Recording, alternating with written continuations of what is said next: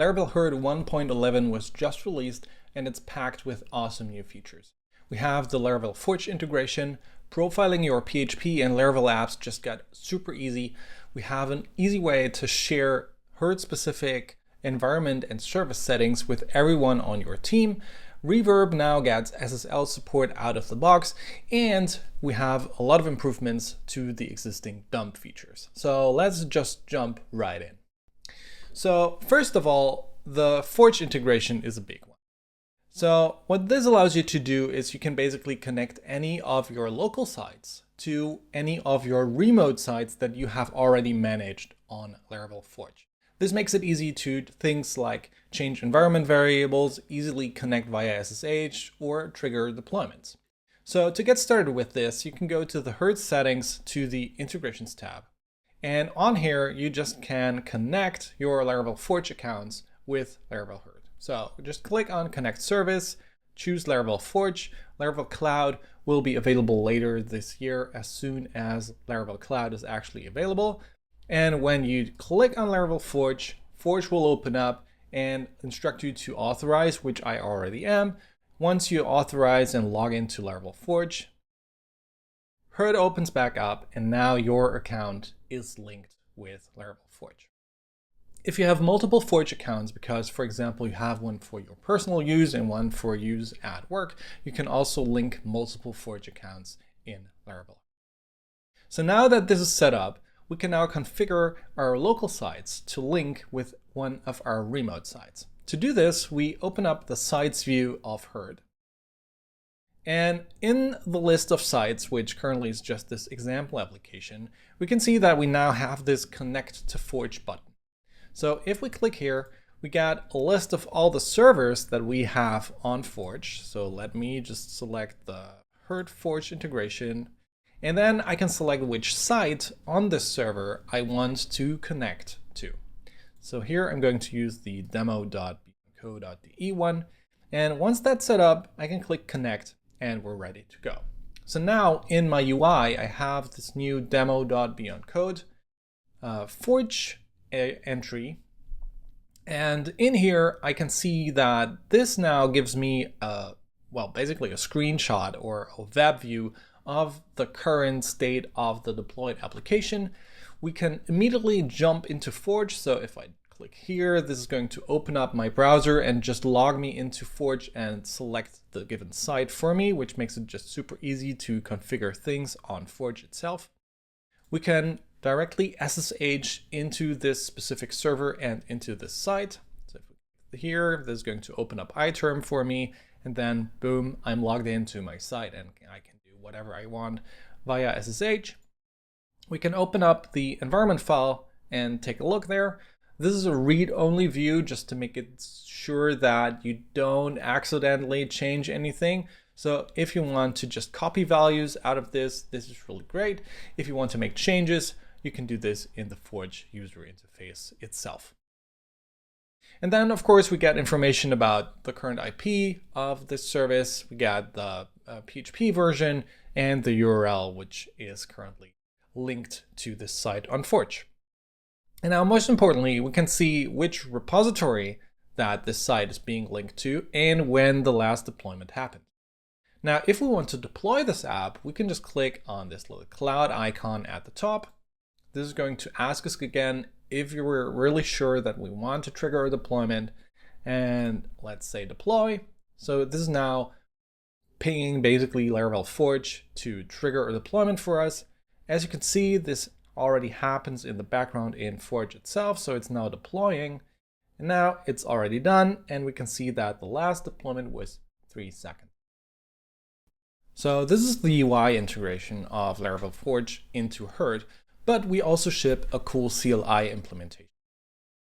This makes use of the Forge CLI, and if you've used the Forge CLI before, it's always a bit cumbersome to use because you always have to switch between which server do you want to use, which site do you want to use, because the Forge CLI does not actually have any context and knowledge about which of your local sites are connected to any of your remote servers and remote sites managed by Forge.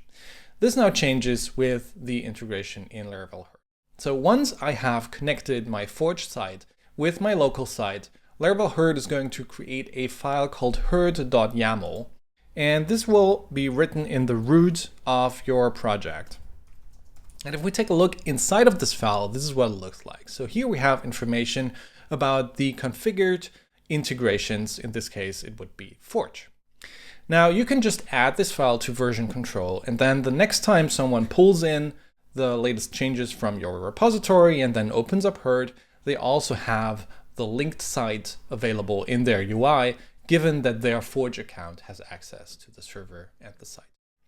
Now, as I mentioned, the Forge CLI, you can just make use of this by running Forge, and then you have access to all of the commands that the Forge CLI offers. So for example, we can say that we want to check the deployment logs. So we can run Forge deploy logs. And as we have this herd YAML file, the Forge CLI immediately knows which server and which site we are referencing. So there we have our current deployment logs. You can also just run Forge open. This is going to open up the Forge UI for you in your browser, which is just a really easy access to just configure things on the Forge UI itself. Or if you want to quickly SSH into one of your servers, you can also just run Forge SSH, and then this is going to establish the SSH connection for you. And I think this is just a really great way to remove any friction of connecting your Forge sites and then manage them easily with the CLI. So I can just quickly jump into an SSH session or open up the Forge UI without having to, click through many layers or search for my site in the Forge UI itself. Let's talk about profiling next. So if you ever had any slow parts in one of your PHP applications, it's a good idea to use a PHP profiling tool to quickly figure out where in your application the bottleneck actually happens so that you can quickly resolve the error.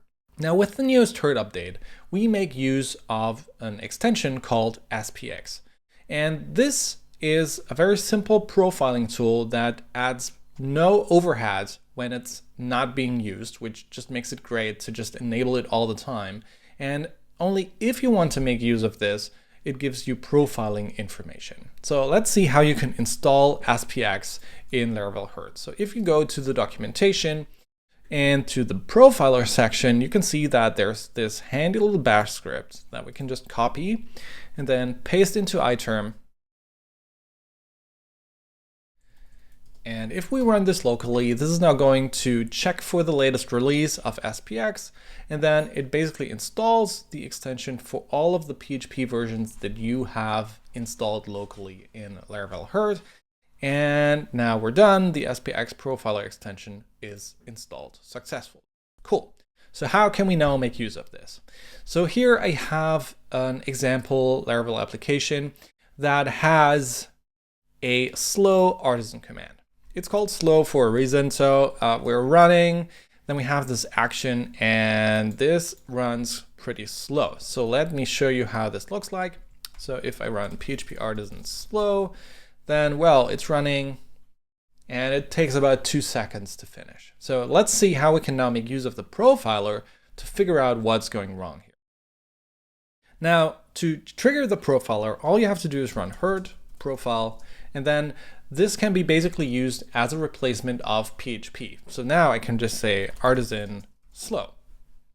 And this is now going to start up the profiler. And at the end of the CLI command, we can see this nice looking table with all the information about my application and where exactly we spend most of the time or most of the memory. So as you can see, we have this sleep method in our action class, which takes us 2 seconds to run. And if we take a look at the action class, well, yeah, this is true. The sleep method just sleeps for 2 seconds. So this is really an easy way to figure out where in your application you spend most of the time. And it's just really easy to call. Just run herd profile and then followed by whatever PHP script you want to run the profile against. We can also make use of the profiler for our web requests, which is probably where things get slow most of the time for you. So to do this, I have just prepared a sample route, which is called slow. And this route also makes use of this action class, which sleeps for 2 seconds. Now, if we want to profile this specific route or this specific request, we can do this by just going to a special route that Herd provides for you as soon as you have the profiler installed. So you can go to any of your applications /Herd profiler, and this is going to show you the actual dashboard of the SPX extension. Now here you can see that currently the profiler is not enabled, so we can just enable this. And now all the upcoming requests that we make to this specific app only will be profiled. So now let's go to example app.tasks/slow to just trigger the route once. And now that this is finished, we can just reload the page here, and then we can see that we have a profile created for this one get requests. And then we can take a look at the profile that we have created here. Now, reading these kind of profile informations is basically a thing of its own, but what we basically see is a chart that shows us from top to bottom exactly which functions were called and then the duration of these. So the further down we go, we should at some point reach our app action run and app action sleep methods. Now you can also filter these functions. So for example, if we only take care of our app namespace, well, we can just call app/, and then we can see the actual methods that were called within our application namespace.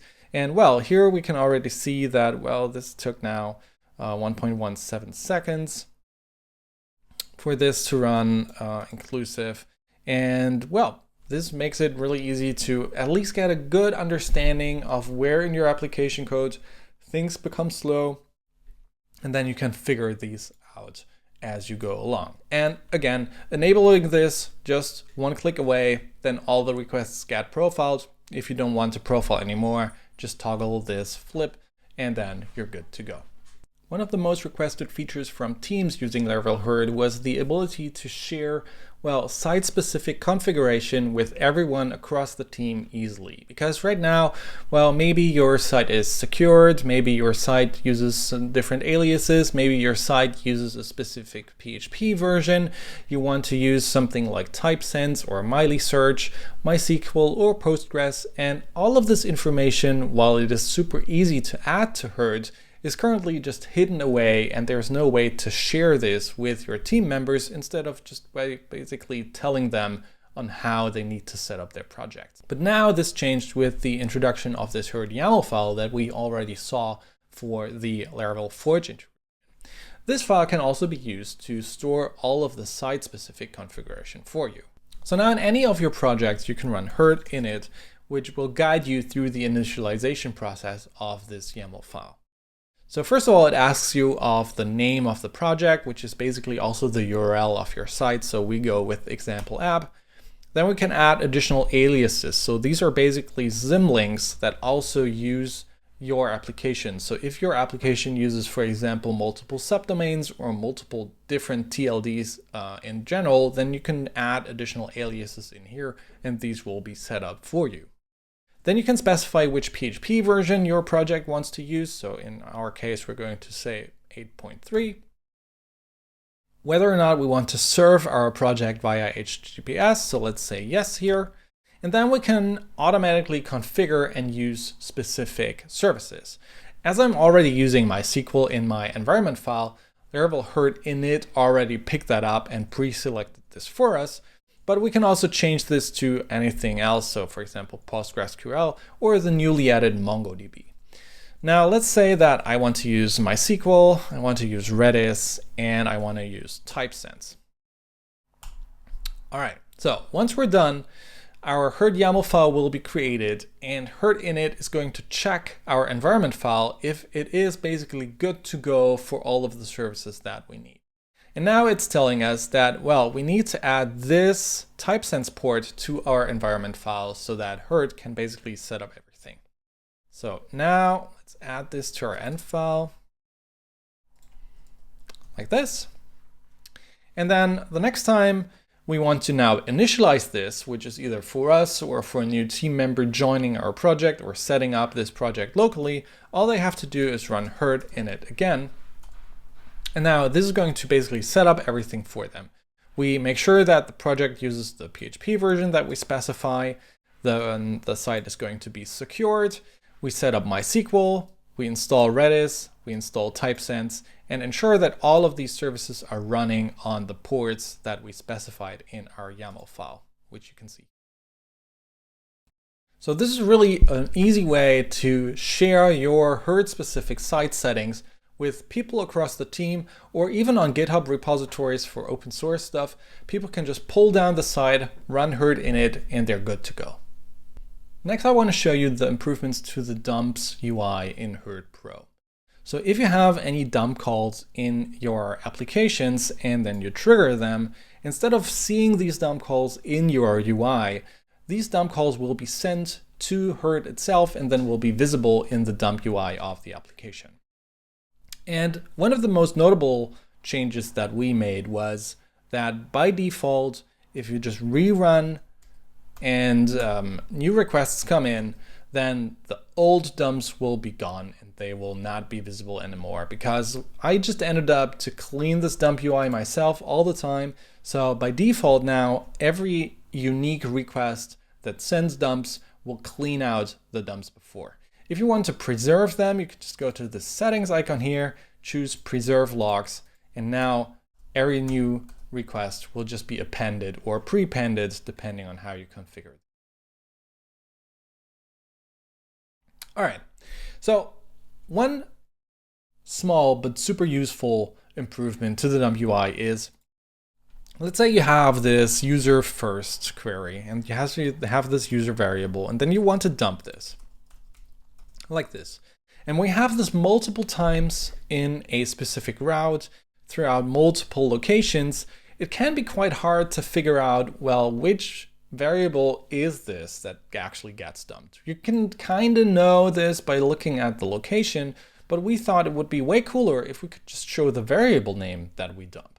And now if you take a look at any of these dumps, if it contains a variable name, you can see this right in the dump UI. So here you can see that we dump this user variable in this specific location inside of my application. As you can already see in the UI, we also have these new tabs. So we have support for queries, jobs, views, requests, and logs. And this is a really cool new feature and addition to the dumps in Laravel Herd 1.11. So now, if we take a look at these settings, we can basically configure that we want to not only see dumps, but also, for example, see queries. So now if I rerun this page, well, we have this dump, but before this dump, we actually get the query. So we can see that on line 11, which is our user first call, we made this specific query. So this is just hooking into your Laravel application. You don't need to configure anything. You don't need to install a package. It just works out of the box. What's really cool about the queries is that you can also filter them by query duration. So for example, let's say that we have another query.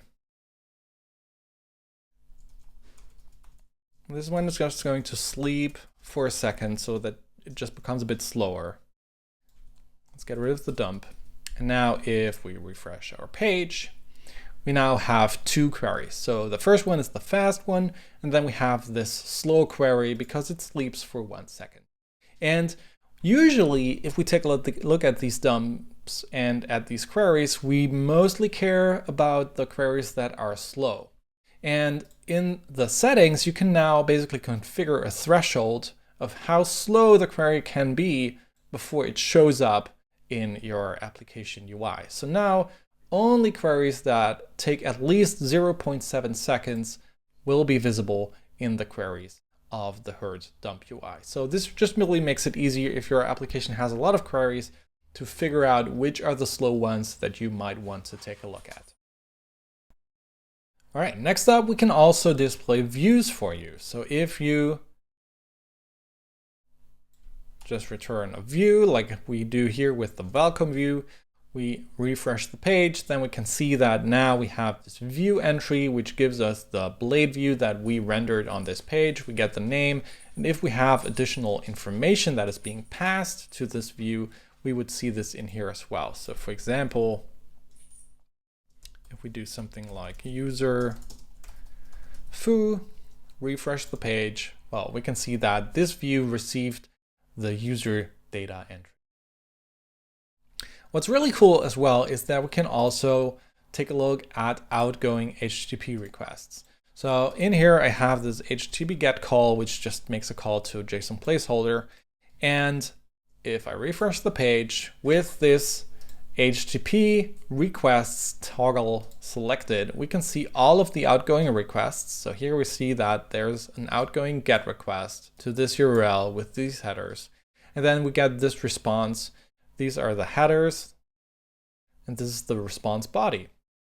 Then we get information about the duration that this request took, as well as the size. And again, this does not need any configuration from your end. You just click the checkbox, refresh the page, and all of your outgoing HTTP requests will be visible in the dump UI, which I think is really, really cool. And well, the same thing works with logs or with queued jobs. So when you queue a job, dispatch a job, they will show up in the dump UI. If you log something, you can see this in the dump UI itself as well. Another feature that was highly requested was the ability to serve Reverb via SSL. So even though there were some workarounds, it was never really super easy to make this work. So now with the new update in Laravel Herd, all you need to do is add a service, go and check out broadcasting, select Reverb, and now serve over HTTPS is already auto-selected. So we can just save, which is going to create this Reverb service for us. And once this is done, we can see that this Reverb service is now available at reverb.herd.test. And this is now being served via SSL. So all you need to do is update your environment variables. So if you're using a site that is secured locally as well, this just makes it a lot easier to connect to a secured Reverb server. So these are all the big new features that we introduced in Laravel Herd 1.11. Forge integration in the CLI and in the user interface, easy ability to share your settings with team members. Reverb is now available via SSL. We have access to a really powerful profiling extension, and the dump UI in Laravel Herd just got a massive new improvement. So I really hope that you all like this new update, and see you soon.